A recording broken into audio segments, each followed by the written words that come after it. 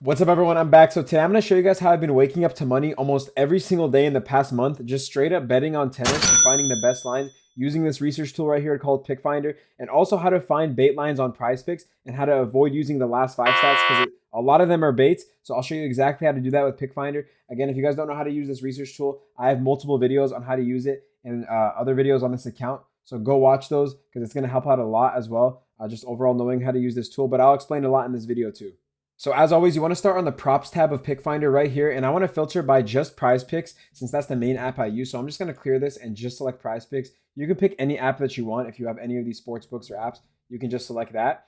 And again, I want to find the bait lines on PrizePicks and just reverse them. Not everything is going to be a bait line, but again, if you don't know what a bait line is, it's basically the last five stats on PrizePicks. That's the only thing they show. And for example, if something is all green, it's most likely that people are going to pick the over on that because it looks all green, when in reality the player is going to go under. So we're going to try to find something like that, and vice versa. If it looks really good for the under, the player is most likely going to go over because again, it's a bait line. They're trying to take money from people. That's what they do.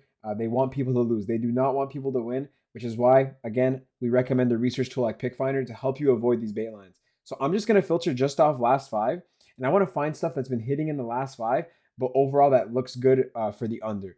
Right? So I'm just going to filter by last five here. Again, I have other videos on how to research using the implied probability, which is one of the most important things. Odds and positive EV is very important. But right here, we're just going to start on the last five. And the first thing I see is Mira Andreeva on tennis. And the last five, again, 100% hit rate. But the head-to-head is 0, which looks really good right off the rip because tennis is a 1v1. The most important thing is just the matchup and how they do against each other. And another person down here, which looks pretty good as well. But I'm just going to start off straight up with the first one because it already looks pretty good. And it's for total games. So again, since tennis is a 1v1, the main thing you want to look at is right here on PickFinder, which is the matchup. It's the most important thing, hands down. Again, it's a 1v1. So you can see she's been going over this a lot. And this season, she's gone over 3 for 3 times, which again, it looks like it's good for the over. And PrizePicks is showing just the last five. But remember, look at the matchup on PickFinder. She's a ranked 8th player versus a ranked 45th, and she's favored to win by 66%. And Marie is favored to win by only 34%, and her historical win rate with these odds is 14%. So she does not win a lot when her odds are around 34%. So let's look at the head-to-head, which again, the most important thing for tennis because it's a 1v1. They face each other twice, and as you can click it, you can see, okay, yeah, the head-to-head we saw earlier, she's gone under twice both these times, and that's because right here, Mira's winning both sets instantly and going under the total games line. So again, this already looks like a bait just because Mira's favored to win the game by a good amount and is just a better player overall over Mary. And the head-to-head proves that. They've just faced each other last year twice and went under both times. Again, if you don't really know how tennis works, this is going to be a best of 3 match. And there's three. It can go to 3 sets, but as you can see here, Mira's winning both of sets and getting to 6 games won and just instantly winning. Now this would go over. This line would go over if it goes to 3 sets. If Mira wins 6 games and wins a set, and then Marie wins another 6 games and wins a set. But that's unlikely to happen just because again, it's the head-to-head and the matchup is pretty. It's a pretty huge difference on the matchup. If it was closer, like 50-50, it's more likely to go to a third set, and that would be better for over on total games. So yeah, so this is a 20.5 line on total games.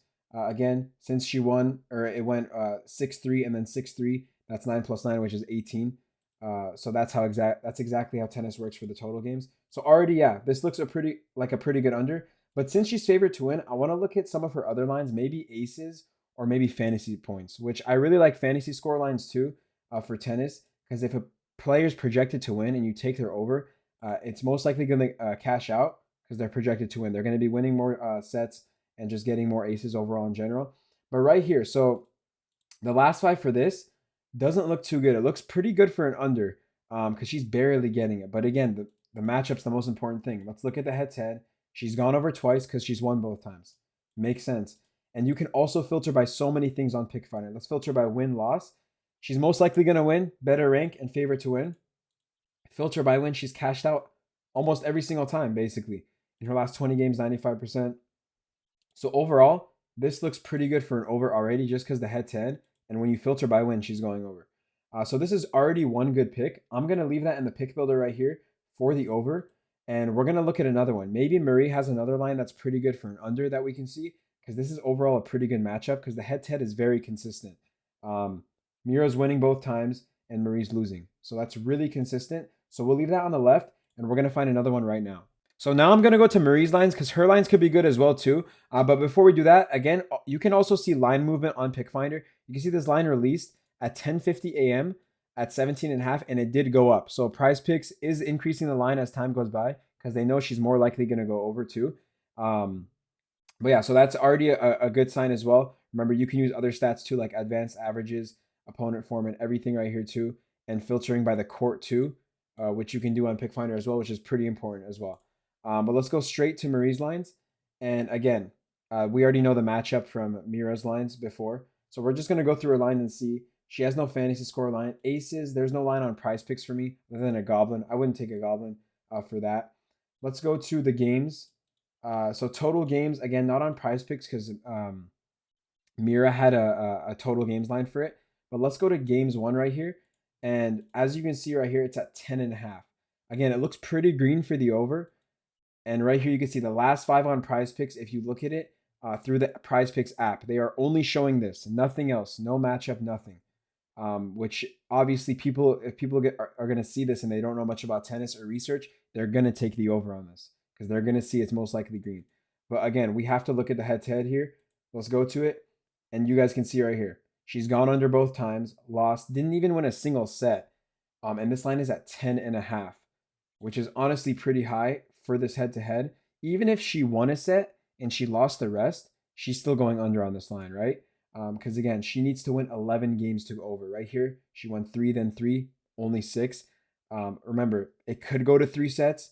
If it doesn't, she wins 6 and then loses the rest, and maybe wins a few. She can still go under 10.5, which is pretty good already. Remember, she is projected to lose. You can see right here.